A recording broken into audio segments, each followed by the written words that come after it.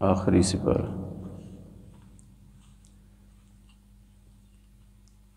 اعوذ باللہ من الشیطان الرجیم۔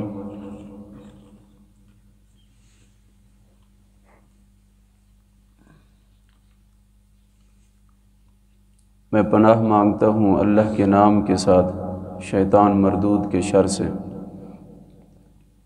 بسم اللہ الرحمن الرحیم۔ اللہ کے نام کے ساتھ شروع کرتا ہوں جو بڑا مہربان اور نہایت رحم کرنے والا ہے۔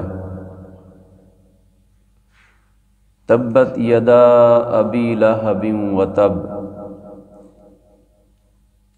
ما اغنى عنہ مالہ وما کسب سیصلی نارا ذات لہب وامرأته حمالة الحطب في جيدها حبل من مسد۔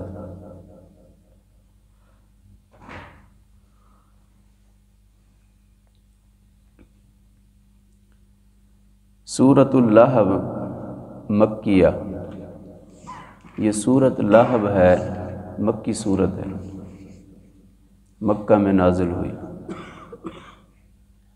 وہی خمس آیات، اس کی 5 آیات ہیں۔ اس سورت کا نام اللہب ہے۔ لہب کہتے ہیں شعلے کو، آگ کے شعلے کو، آگ سے جو شعلے نکلتے ہیں۔ النار آگ کو کہتے ہیں اور لہب شعلے کو کہتے ہیں، آگ والا شعلہ۔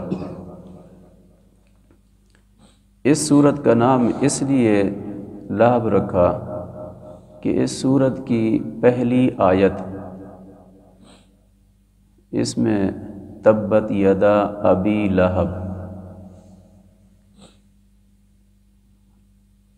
ابو لہب، ابی لہب، ابو لہب، ابو کا معنی یہاں پر والا کریں گے، کنیت اس کی بن گئی شعلے والا، شعلے والا۔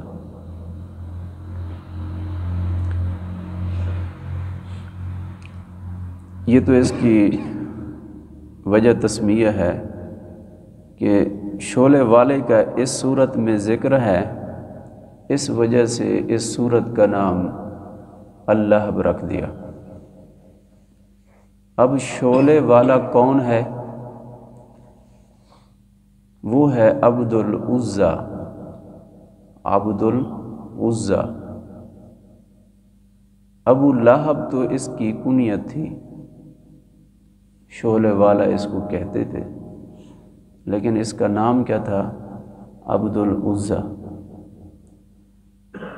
لات، منات، عزیٰ، یہ بڑے بت تھے مشرکین کے، بڑے خدا،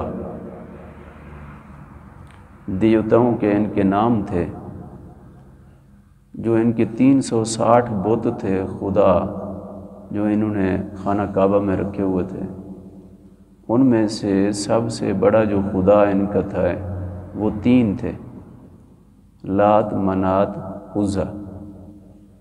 عزیٰ کی نسبت سے اس کا نام رکھا عبد العزیٰ۔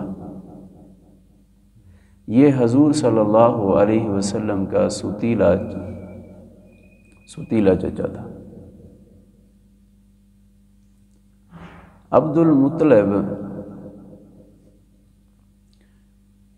المطلب کے یہ بیٹے تھے۔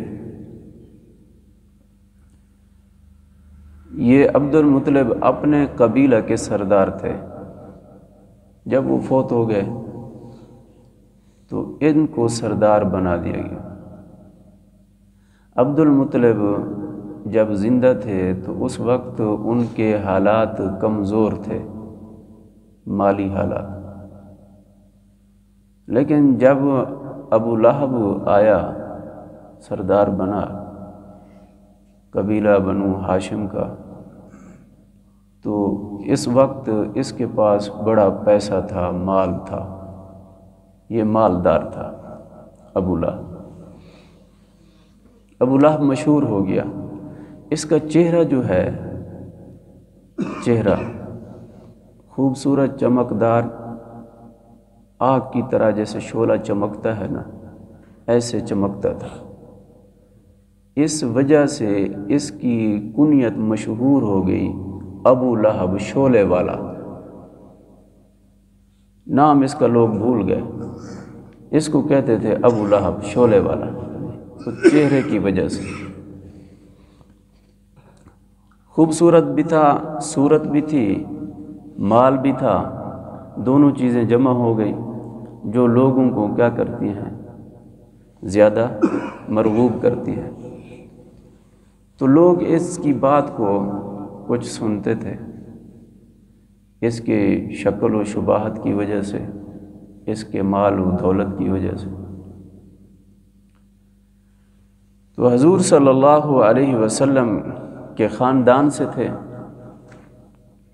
حتیٰ کہ حضور کی 2 بیٹیاں حضرت رقیہ، حضرت ام کلثوم، حضرت رقیہ رضی اللہ تعالی عنہا، حضرت ام کلثوم رضی اللہ تعالی عنہا، یہ 2 بیٹیاں حضور نے اسلام کے آنے سے پہلے،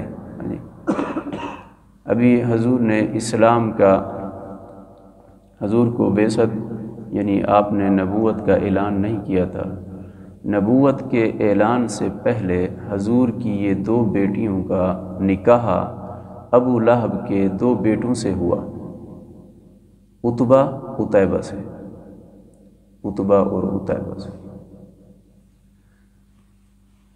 لیکن جب کچھ عرصہ کے بعد نکاح تو ہو گیا تھا، رخصتی نہیں ہوئی تھی، تو رخصتی سے پہلے حضور صلی اللہ علیہ وسلم نے نبوت کا اعلان فرمایا کہ لوگو، مجھے اللہ نے نبی بنا کر بھیجا ہے، تم بتوں کی پوجا چھوڑ دو، اپنے رب کی عبادت کرو۔ تو یہ ابو لہب اور ابو لہب کی بیوی، اس صورت میں دونوں کا ذکر ہے، ابو لہب کا بھی اور اس کی بیوی کا بھی۔ ابو لہب بھی اور اس کی بیوی بھی یہ حضور کے سب سے بڑے مخالف بن گئے، یوں سمجھیں کہ یہ حضور کے جان کے دشمن بن گئے۔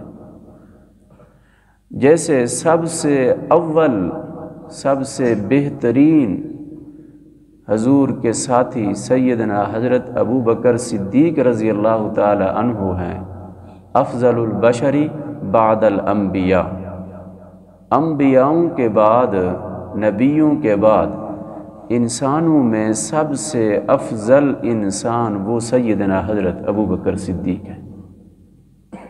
جیسے حضرت ابو بکر صدیق حضور کے صحابہ میں سے سب سے پہلے نمبر پر ہیں، محبت میں، اخوت میں، رواداری میں، ہر لحاظ سے حضور سے محبت کرنے والے جان نثار صحابہ میں سے۔ اسی طرح سب سے بڑے دشمن، حضور کی جان کے سب سے بڑے دشمن وہ ابو لہب ہے، یہ پہلے نمبر پر دشمنی پر ہے، ابو لہب۔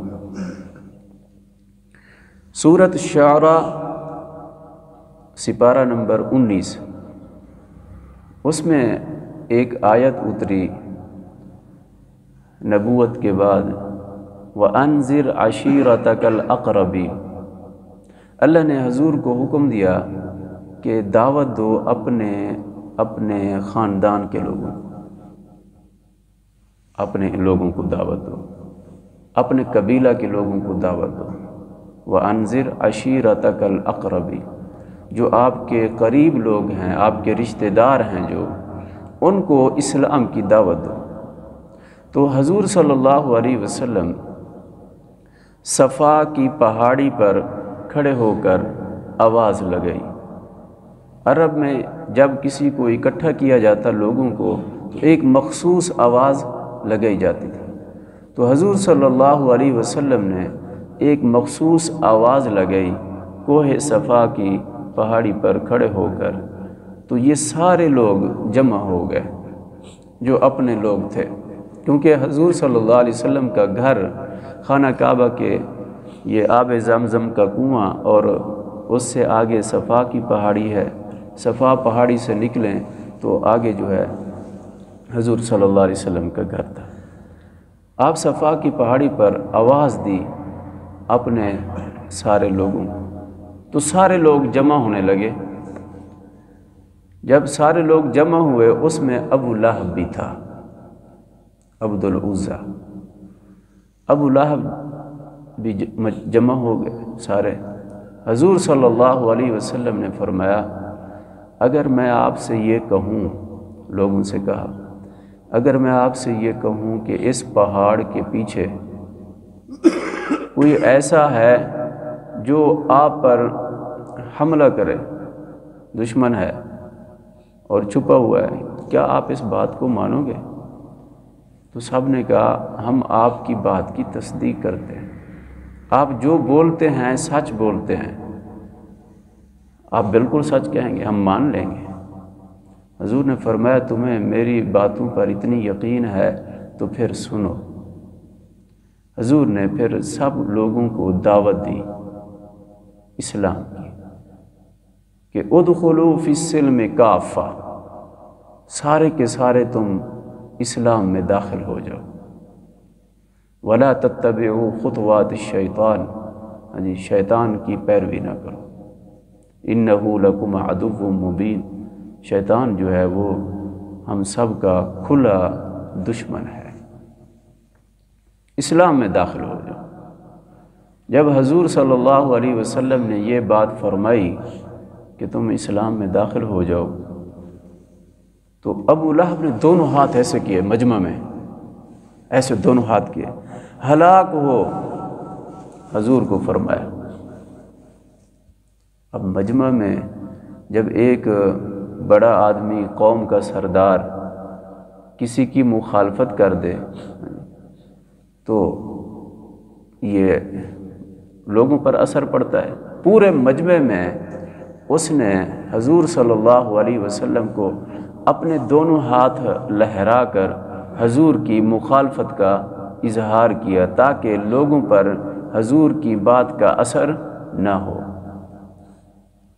جب یہ بات اس نے کہی دونوں ہاتھ اٹھا کر، حضور تو معاف کرنے والے، بہت بردبار تھے جی، کملی والے جی، آپ نے ان کو کوئی جواب لوگوں کے سامنے نہ دیا، لیکن اللہ کو یہ گوارا نہ ہوا کہ میرے محبوب کو لوگوں کے سامنے مجمع میں مخالفت کرے اور گالیاں دے، تو اللہ نے ان کے ہی الفاظوں کو دہرا کر ابو لہب کی تذلیل فرمائی۔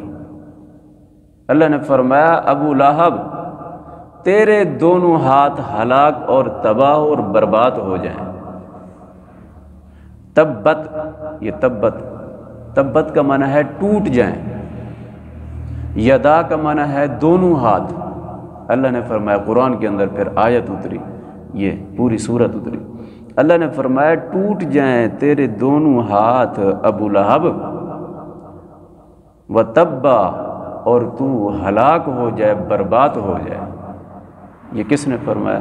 اللہ نے فرمایا تو میرے محبوب کو ایسے کہتا ہے، تو میرے محبوب کو ایسے کہتا ہے لوگوں کے سامنے، تو اللہ کو یہ گوارا نہ ہوا۔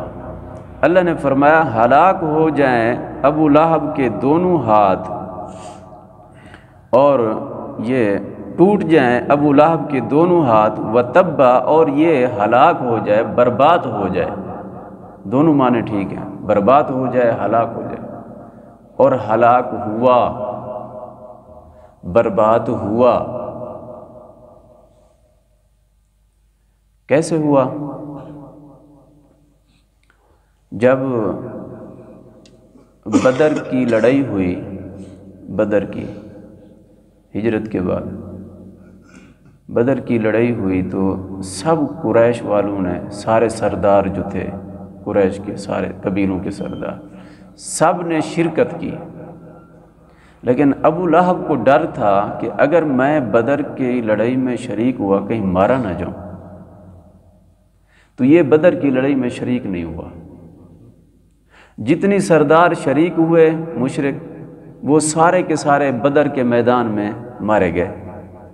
ابو لہب نے اپنی جگہ پر کسی اور کو بھیج دیا تھا، ڈر کی وجہ سے کہ کہیں میں مارا نہ جاؤں۔ لیکن اللہ کا حکم جب ہوتا ہے تو کچھ دن گزرے، بدر کا میدان ہو گیا، کچھ دن گزرے، یہ بیمار ہوا، اس کو ایک دانہ نکلا، زہریلا دانہ، اور وہ طاعون بن گیا، طاعون، زہریلا دانہ نکلا، اور وہ اس کے پورے جسم پر ایسے پھیلا کہ اپنے گھر والوں نے یہ کہا کہ اب اس کو نکال دو گھر سے،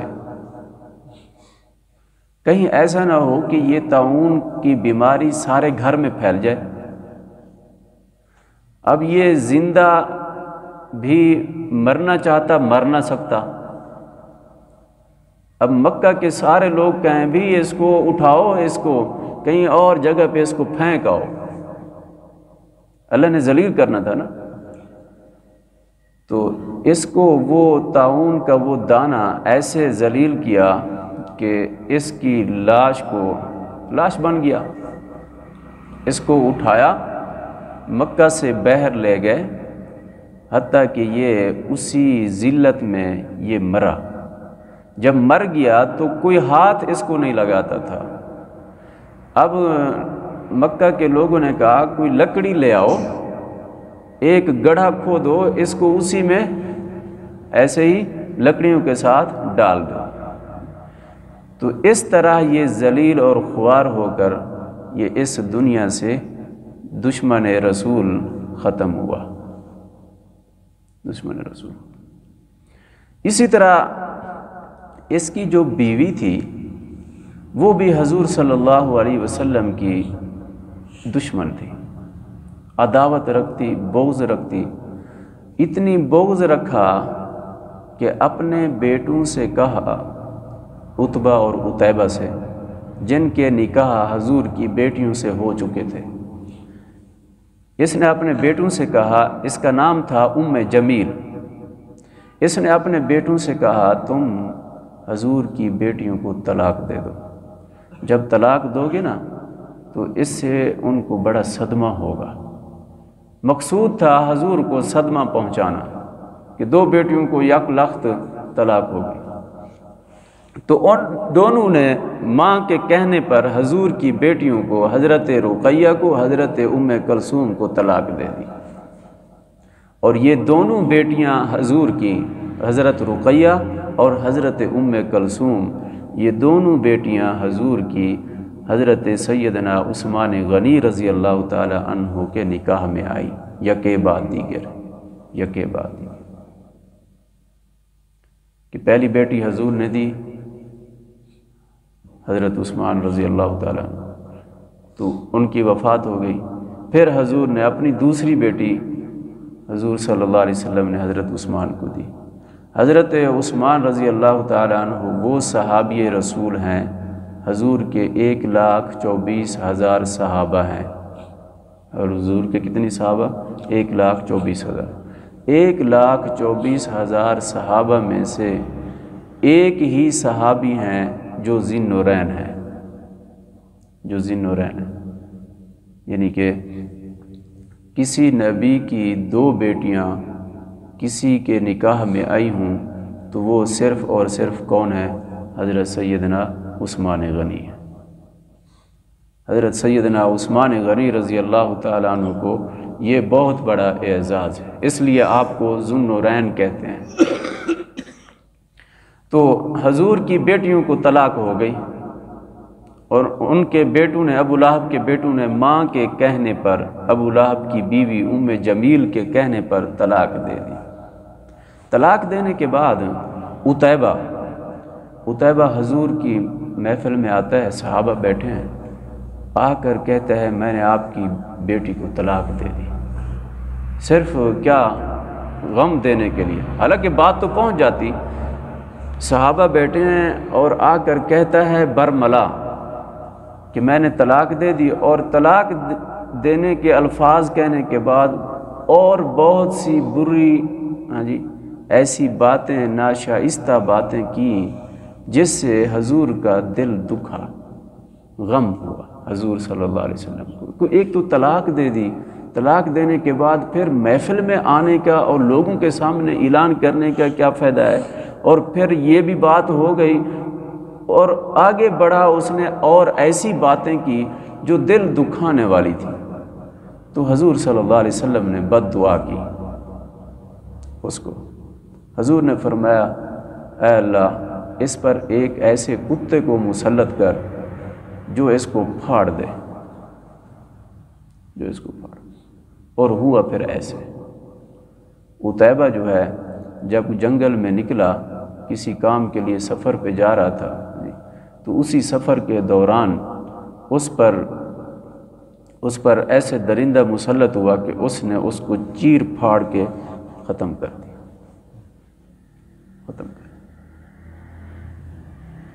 تو آپ صلی اللہ علیہ وسلم کی عداوت میں یہ جمیل اپنے بیٹوں سے طلاق بھی دلوا دی، اور اس کا کام یہ تھا کہ یہ لکڑیاں اکٹھی کرتی، جنگل سے لکڑیاں اکٹھی کر کے وہاں سے کانٹے اٹھاتی، کانٹے جس سے انسان کو تکلیف ہو، راستے پہ کانٹا پڑا ہو، اور یہ کانٹے اکٹھے کر کے حرم سے لے کر حضور کے گھر تک شام کو یہ وہاں پر پھینک دیتی، تاکہ حضور صلی اللہ علیہ وسلم جب گھر سے حرم تک آئیں تو ان کو یہ کانٹے چبھیں۔ یہ صرف عداوت، بغض، حسد، کینہ، یہ ساری چیزیں اس کے اندر تھیں۔ تو اللہ نے فرمایا قرآن کے اندر، اللہ نے فرمایا یہ جو ابو لہب کی بیوی ہے نا، اس کی بھی موت بری ہوگی۔ جیسے ابو لہب کے بارے میں کہا کہ یہ برباد ہوگا، ہلاک ہوگا، وہ ہلاک ہوا طاعون کی بیماری میں، ایسے زہریلے دانے میں کہ لوگ ہاتھ لگانے کے لیے بھی تیار نہ تھے۔ اور جمیل جو اس کی ابو لہب کی بیوی تھی، اس کے بارے میں اللہ نے فرمایا کہ اس کی بیوی یہ جو لکڑیاں اٹھانے والی ہے یہ بھی ہلاک ہوگی۔ کیسے ہلاک ہوئی کہ ایک دفعہ گئی لکڑیاں جنگل سے اٹھانے کے لیے، لکڑیاں اکٹھی کی، گٹھلی کو باندھا اور سر پہ رکھا، آ رہی تھی تو تھک گئی۔ وہ لکڑیاں جو باندھتے ہیں نا، وہ کھجور کی جو رسی ہوتی ہے اس کے ساتھ گٹھلی کو باندھا جاتا ہے۔ تو ان کا طریقہ یہ ہوتا تھا کہ وہ رسی جو ہے یہاں گردن میں ایسے اوپر سے ایسے جو ہے نا، وہ رسی کو بھی ساتھ لگا دیا جاتا تاکہ گٹھلی اوپر نیچے آگے پیچھے نہ ہو۔ تو یہ اٹھا کر آ رہی تھی، تھک گئی تو ایک پتھر کی ٹیک جو ہے گٹھلی کو پیچھے لگا دیا، اور رسی جو ہے وہ بھی ایسے ہی سستانے لگی۔ لیکن جب تھوڑی سی دیر اس نے آرام کیا، جب اٹھنے لگی وہی رسی گٹھلی والی اس کی گردن میں پھنس گئی۔ اب یہ اٹھنا چاہے اٹھ نہ سکے، وہ گردن نیچے رسی آ گئی۔ یہ اللہ کی طرف سے اس کو عذاب تھا، اس نے ذلیل ہونا تھا۔ اب یہ اٹھنا چاہے تو گٹھلی اس کی پشت پہ اور رسی اس کی گردن میں۔ یوں ہی یہ اٹھتے اٹھتے اسی ذلت میں یہ وہیں جنگل میں مری۔ فی جیدہا حبل من مسد۔ یہ دونوں میاں بیوی حضور کے دشمن تھے، اور دونوں کیا ہوئے؟ ذلیل اور خوار ہو کر اس دنیا سے رخصت ہوئے۔ اس وجہ سے اس سورت کا نام بھی ابو لہب رکھ دیا، اور اس کا اس کی ذلت اور رسوائی بھی اس صورت میں بیان کر دی، اور یہ بتا دیا کہ جو بھی گستاخی کرے گا اللہ کے رسول کی، جو عداوت کرے گا اللہ کے رسول کی، وہ چاہے جتنی بھی صحت مند ہو، خوبصورت ہو، جتنا ہی وہ مالدار ہو، جیسے ابو لہب تھا خوبصورت بھی تھا جی، جتنا بھی مالدار ہو یا تنگ دست ہو اور جتنا بھی وہ خوبصورت ہو، اگر عداوت ہے اس کے دل میں تو اللہ اس کو کیا کرتا ہے؟ ذلیل اور رسوا کر دیتا ہے، دنیا میں بھی اور آخرت میں۔ متنبہ کیا گیا کہ کبھی بھی اللہ کے رسول سے بغاوت نہ کرو، کبھی اللہ اور اللہ کے رسول کو گالیاں نہ دو، ورنہ اس کی سزا اللہ خود دیتے ہیں، اس کی سزا اللہ خود دیتے ہیں۔ لیکن آپ صلی اللہ علیہ وسلم نے پھر بھی ان کے ساتھ اچھا برتاؤ کیا، انہوں نے تو جو بھی کیا آپ صلی اللہ علیہ وسلم نے ان کے ساتھ اچھا برتاؤ کیا۔ کیسے؟ جب فتح مکہ ہوا، حضور نے حضرت عباس رضی اللہ تعالیٰ عنہ سے فرمایا، وہ میرے چچا کے بیٹے کہاں ہیں؟ میرے چچا کے بیٹے کہاں ہیں؟ حالانکہ ان کے بیٹوں نے کیا کیا حضور کے ساتھ؟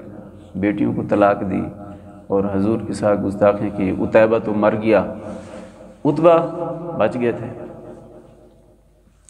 حضور صلی اللہ علیہ وسلم نے پوچھا حضرت عباس سے کہ میرے چچا کے بیٹے نظر نہیں آتے، وہ تو بھاگ گئے تھے نا، سب سے بڑے دشمن تھے۔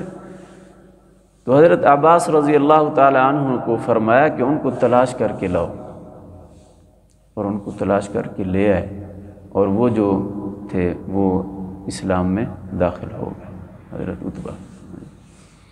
تو حضور صلی اللہ علیہ وسلم کا یہ اتنی اخلاق اور پیار تھا اپنے رشتہ داروں سے، کیونکہ یہ رشتہ دار خاندان سے تھے، خاندان سے تعلق رکھتے تھے۔ تبت یدا ابی لہب وتب، ٹوٹ جائیں ابو لہب کے دونوں ہاتھ اور ہلاک ہو جائے، برباد ہو جائے۔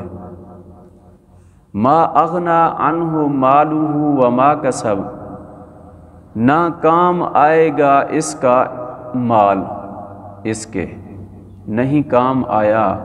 جب یہ بیمار ہوا، اس کو زہریلا دانہ نکلا، کچھ بھی اس کا مال اس کے کام نہ آیا۔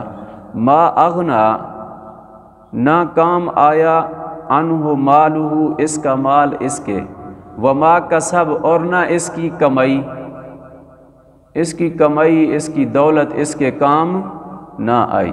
اللہ نے فرمایا سیصلی نارا ذات لہب، اللہ نے فرمایا ان قریب ہم اس کو ڈالیں گے شعلے والی بھڑکتی ہوئی آگ میں۔ نار آگ، ذات لہب شعلے والی، شعلے والی بھڑکتی ہوئی آگ میں ہم اس کو کیا کریں گے؟ ڈالیں گے، یعنی کہ جہنم میں ڈالیں گے۔ اللہ نے دنیا میں بتا دیا اس کو، ابو لہب کو دنیا میں بتا دیا۔ جب یہ آیت اتری نا، ام جمیل کو پتہ چلا، ابو لہب کی بیوی کو، کہ یہ تو ہمیں جو ہے نا قرآن میں گالیاں دے رہا ہے اپنے کلام میں، تو یہ آئی، ایک پتھر اٹھایا ہوا تھا ام جمیل نے، پتھر اٹھایا ہوا تھا حضور کو مارنے کے لیے۔ جب یہ آ رہی تھی تو حضرت ابو بکر صدیق رضی اللہ تعالی عنہ اور حضور صلی اللہ علیہ وسلم حرم میں بیٹھے ہوئے تھے خانہ کعبہ کے سامنے۔ حضرت ابو بکر صدیق رضی اللہ تعالی عنہ نے دیکھا کہ ام جمیل غصے میں پتھر بھی اٹھایا ہوا ہے، آ رہی ہے سیدھا۔ حضرت ابو بکر صدیق نے فرمایا یا رسول اللہ، مجھے لگتا ہے ام جمیل جو ہے بڑے غصے میں ہے اور ہاتھ میں اس کے پتھر ہے، یہ کہیں نقصان نہ دے۔ تو حضور نے فرمایا اس کو آنے دو، لن ترانی، یہ مجھے کبھی دیکھ نہیں سکے گی، یہ مجھے نہیں دیکھ سکے گی۔ اور ہوا ایسے کہ جب وہ دور سے آ رہی تھی، جب جوں ہی قریب ہوئی تو قریب ہو کر کھڑی ہو گئی حضرت ابو بکر صدیق کے سامنے۔ حضرت ابو بکر صدیق سے کہتی ہے آپ کا ساتھی کہاں ہے؟ اب حضور حضرت ابو بکر صدیق کے ساتھ بیٹھے ہوئے ہیں، لیکن وہ جب حضور کے قریب آئی تو آنکھوں سے کیا ہو گئی؟ اندھی ہو گئی، آنکھوں سے اندھی ہو گئی۔ اور وہ پتھر ہاتھ میں جو اٹھایا ہوا تھا وہ مارنے کے لیے اٹھایا ہوا تھا حضور صلی اللہ علیہ وسلم کو، جب قریب آئی تو وہ آنکھوں سے اندھی ہو گئی، جبکہ حضرت ابو بکر صدیق کو حضور نے ان کے قریب آنے سے پہلے حضور نے فرما دیا کہ یہ مجھے نہیں دیکھ سکے گی، اور ایسا ہی ہوا۔ کھڑی رہی پوچھتی رہی حضور صلی اللہ علیہ وسلم کا، حضرت ابو بکر صدیق خاموش رہے اور پھر خاموشی سے واپس چلی گئی۔ پھر حضور نے فرمایا اے ابو بکر، میں نے آپ سے کہا نا اللہ میری حفاظت فرمائے گا، دیکھ یہ پوچھتی رہی، اس کو میں نظر بھی نہ آیا، حالانکہ میں آپ کے ساتھ بیٹھا۔ تو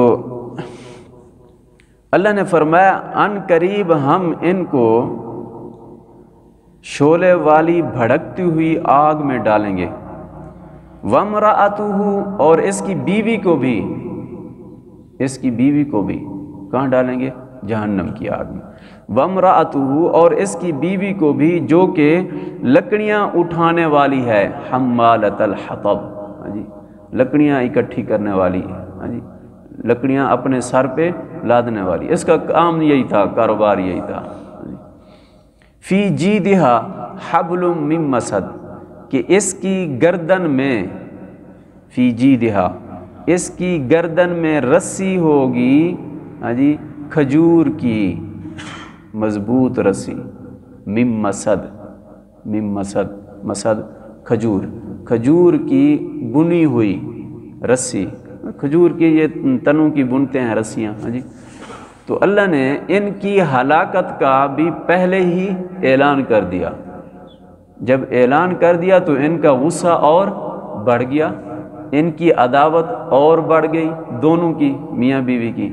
لیکن اللہ کا فیصلہ جو اللہ نے کر دیا وہ تو ہونا ہے، یہ جتنی بھی بچنا چاہتے تھے لیکن بچ نہ سکے، ابو لہب بھی نہ بچ سکا اور اس کی بیوی بھی بربادی سے، ہلاکت سے نہ بچ سکی، کہ وہ بھی گٹھڑی اٹھا کر جنگل میں، ہاں جی، وہی گٹھڑی کی رسی اس کے گردن میں پھنسی، وہیں بھی یہ ہلاک ہو گئی۔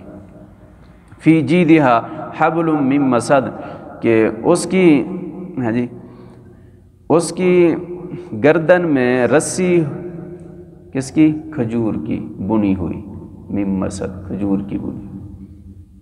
یہ ہے سورۃ ابو لہب، اس میں یہ بتایا گیا۔ اللہم صلی علی